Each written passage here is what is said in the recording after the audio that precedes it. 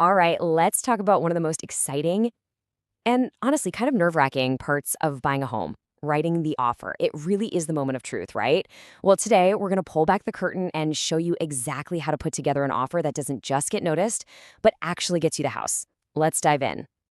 So, what's the magic formula? What actually makes a real estate offer a winning one? You might think it's all about offering the highest price, but it's not quite that simple. While money definitely talks, a truly great offer speaks a language that sellers really understand.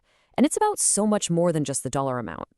Exactly. It's all about strategy and protection. A winning offer is a complete package. It's not just about what you're willing to pay. It's about how you frame that whole offer. You have to make a really compelling case to the seller, but, and this is absolutely key, you also have to protect yourself in the process.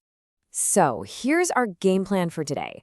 We're going to cover why an offer is so much more than just a price. Then we'll break down the anatomy of a strong offer. After that, we'll get into the good faith deposit, your agent's super important role, and finally, what it actually means to be under contract. Okay, first up, let's dissect the anatomy of a really strong offer. What are those key components, besides the price, that can make or break your deal? This is where the real strategy comes into play. You know, beyond the purchase price itself, your offer is really built on three main pillars: contingencies, timelines, and any seller concessions you might ask for. Getting a handle on these is what transforms a good offer into a truly great one. Let's start with contingencies. The best way to think about these is as your personal escape hatches. There's specific clauses in the contract that let you walk away from the deal with your deposit safe and sound if certain conditions aren't met. They are your financial safety net, pure and simple. So each of these common safety nets protects you from a specific nightmare scenario. An inspection contingency, that saves you from a money pit with a bad roof you didn't see.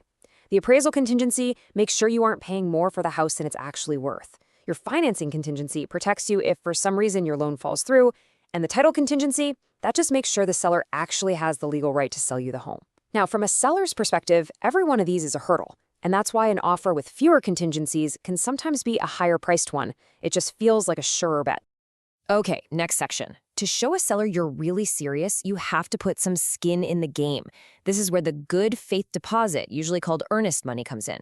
It's a really powerful way to signal that you're a committed buyer, not just someone who's kicking tires. So what is it exactly? Well, earnest money is a deposit you make right when you submit your offer. It's basically you saying, hey, I'm serious about buying this house, and here's some cash to prove it. So, how much should you expect to put down? Typically, your earnest money deposit will be somewhere between 1% and 3% of the home's purchase price. So, on a $400,000 home, that could be anywhere from $4,000 to $12,000. So, where does this money go? It doesn't go right to the seller, don't worry. It's held safely in a neutral third-party account, usually called an escrow account. If the deal closes, that money is just applied toward your down payment or closing costs. If you need to use one of your escape hatch contingencies, you get it back. But here's a big warning. If you just get cold feet and back out for a reason that's not covered by a contingency, you could lose that entire deposit. Now, that is a lot to juggle, I know. But the good news is you don't have to navigate this all by yourself. A great real estate agent is your secret weapon in all this. They're your strategist, your advocate, and your guide through the entire process.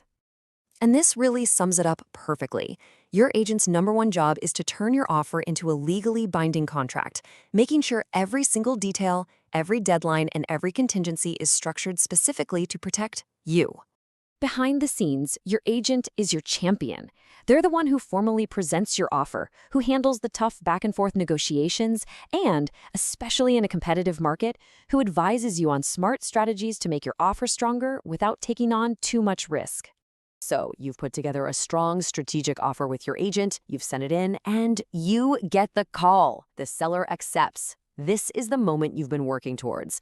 You are now officially under contract. But before we celebrate, let's talk about a critical warning.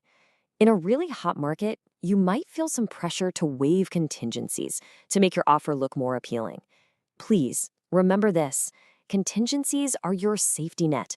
You should never, ever waive them without fully understanding the huge financial risks you're taking on. That's a very serious conversation to have with your agent. So what does under contract really mean?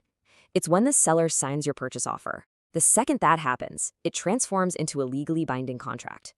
That's it. You're under contract. Congratulations, you've locked in the deal. And now the real work begins, because the clock starts ticking on your inspection and financing deadlines. So, you've crossed a major hurdle. Your offer is accepted, the contract is signed, but the journey isn't quite over, which leads to a final question to think about. Now that you're under contract, what's the absolute first, most important thing you need to do to keep the ball rolling toward closing day?